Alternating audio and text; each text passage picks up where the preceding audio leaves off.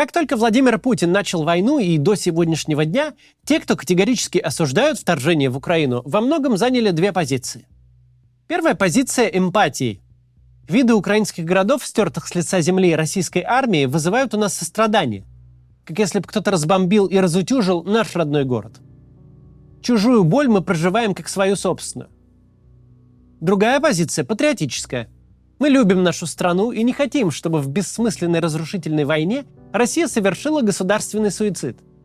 Мы хотим, чтобы в России было государство, которое поможет людям раскрыть их потенциал, или хотя бы не будет мешать людям работать и созидать. Не будет их репрессировать, не станет выдавливать их в эмиграцию, не убьет в захватнической войне на чужой территории. Эмпатия и патриотизм – наши основные ориентиры с 24 февраля 2022 года. А что нам известно о сторонниках так называемой спецоперации? Какие ориентиры у них? С ними все гораздо сложнее. Чтобы спустя 551 день продолжать поддерживать войну, необходимо было за все это время несколько раз поменять свое видение. Ведь официально декларируемые цели и сама идеология этой войны постоянно меняются. Даже отдельно взятая фигура Евгения Пригожина, уже она ставит в тупик всякого, если можно так выразиться, добросовестного сторонника СВО. Что правильно? Оплакивать героя России?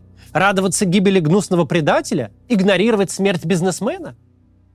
Как можно вообще относиться ко всему жизненному циклу ЧВК «Вагнер», оставаясь при этом последовательным человеком и не превратившись в флюгер? Нам иногда кажется, что наши сограждане, поддерживающие СВО, это какие-то непрошибаемые люди. Но все с точностью да наоборот. Это мы устойчивы в наших взглядах. А вот убеждения наших оппонентов очень даже подвижны. С каждым днем у них копятся разочарования и сомнения. А значит, появляются новые точки соприкосновения с нами. О них сегодня и поговорим.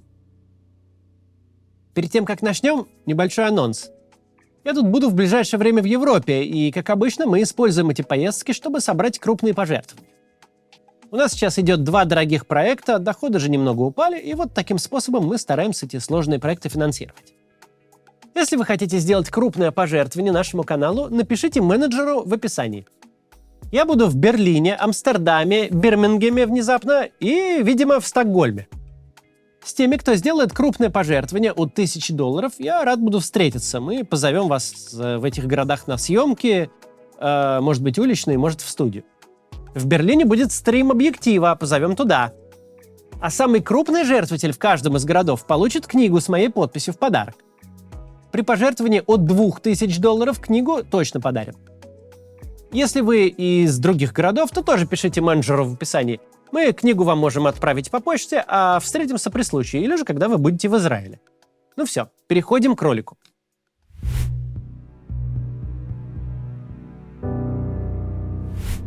Владимир Путин безо всяких двойников постоянно меняет свой публичный образ. Сегодня он играет заботливого отца нации, самого человечного человека, а завтра предстанет перед публикой в роли маньяка с ядерной кнопкой, у которого руки чешутся убить полмира. Держите его 7. Когда надо зарядить националистически настроенную аудиторию, Путин рассуждает об Украине как о строптивой колонии, не имеющей права на собственный суверенитет. Когда нужно угодить лидерам африканских государств, тот же самый Путин переходит на жесткую антиколониальную риторику. Но есть кое-что общее, что проступает через любой его образ. Глубокая обида слабого человека, которого все обманывают, все мешают достигнуть желанного величия. Если прислушаться, риторику уязвленного самолюбия можно обнаружить еще в довоенных обращениях Путина, в которых он не только сурово угрожал Украине и странам Запада, но и жаловался на них. Сейчас же каждое второе выступление Путина, связанное с текущей войной, состоит из нытья чуть менее чем полностью. В конце июня Путин публично жаловался на поднявшего мятеж Пригожина. В конце июля Путин плакался в жилетку лидерам африканских стран на саммите Россия-Африка. Где-то между этими датами Реджеп Эрдоган воткнул нож в спину, передав Украине бойцов Азова. Накануне нового учебного года придворные идеологи собрали и систематизировали в одном школьном учебнике все высказывания Путина о недавнем прошлом и настоящем. Так и тут вышла не красочная агитка, а прям жалобная книга. Длинный список обид и претензий к зарубежным странам с 1945 года по сей день. С нашей точки зрения, путинская манера ныть не самое страшное из всех его качеств. Хотя, конечно, раздражает. Но если нам с вами неприятно наблюдать ноющего Путина, то представьте, как же от него должно корежить убежденных милитаристов, помышлявших о славном завоевательном походе. Общее раздражение в адрес Путина, конечно, не склеит расколотое российское общество, но может стать мостиком над пропастью, которая пролегла между гражданами нашей страны. Если сторонников войны начинает откровенно бесить ее единственный зачинщик и бенефициар, то это уже неплохо. Уже будет что обсудить в какой-то обозримой перспективе. Тем более, что и повод обсудить этот вопрос всем обществом скоро очень будет. В марте следующего года у нас перевыборы Путина.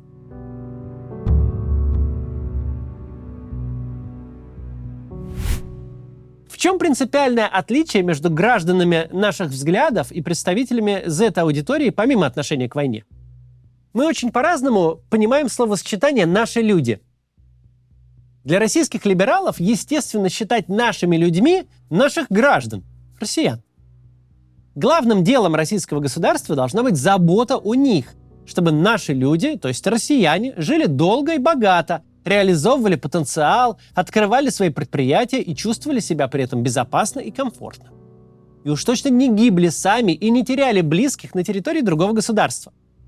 Потому что в соседнем государстве живут никакие не наши люди, а просто люди, которые хотят, чтобы мы к ним не лезли.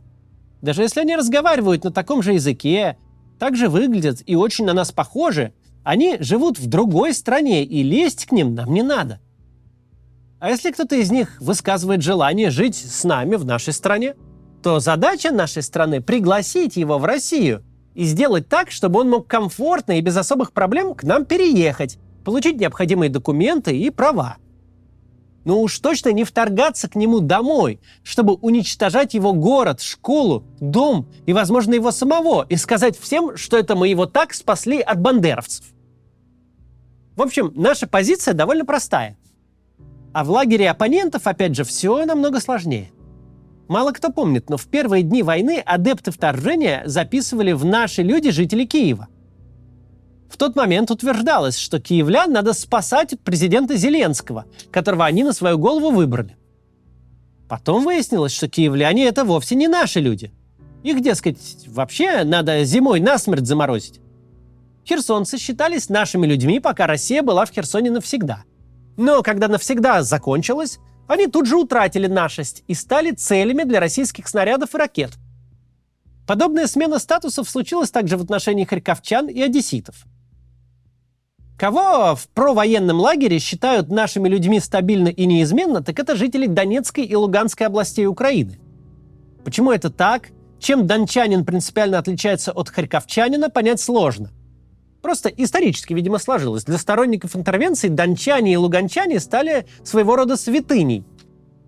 И вообще вся война, мол, ведется исключительно в их интересах. Впервые когнитивный диссонанс у адептов всей этой концепции стал происходить еще в начале войны. Блогеры вроде Юрия Подоляки восторженно рассказывали о героизме мобилизованных в так называемые народные милиции ДНР и ЛНР. Мобилизованных, которых безо всякой военной подготовки шли на украинские пулеметы чуть ли не с винтовками 19 века. Тут-то, несмотря на напускной героизм, и всплыла полная несостыковка реальности с декларируемыми целями. Вроде как российская армия пришла спасать наших людей на Донбассе, а на практике гонит их впереди себя, как пушечное мясо. Понадобился еще целый год, чтобы сочувствующие нашим людям взвыли от гуманитарной и демографической катастрофы, случившейся на Донбассе вследствие полномасштабного вторжения в Украину. Первый глава так называемой ДНР Павел Губарев стал открыто говорить, что в Донецке уже отсутствует такая категория жителей, как живые и здоровые молодые мужчины. Всех убили. А популярный в неоимперской провоенной среде публицист и писатель Максим Калашников этим летом начал снимать документальные фильмы. В них он рассказывает, что якобы освобожденная территория Луганщины и Донеччины на деле освобождена от домов, от электричества и от воды, что освобожденные своих освободителей ненавидят, и что для руководства так называемых ДНР и ЛНР Люди на территориях, оккупированных после 24 февраля, никакие не наши, а, цитирую, «мыши, которые 8 лет жировали с Украиной». Спикеры вроде Максима Калашникова, которые знакомятся с реальным положением дел уже на местах, пребывают в гораздо большей фрустрации, чем мы с вами. То, что для нас закономерный ужас и кошмар, для них крушение идеалов. Чудовищные преступления Путина против жителей востока Украины сейчас фиксируют и публикуют не только оппозиционные журналисты, но и искренние идеологи Новороссии. А их слушают как раз те, кто не готов слушать нас с вами.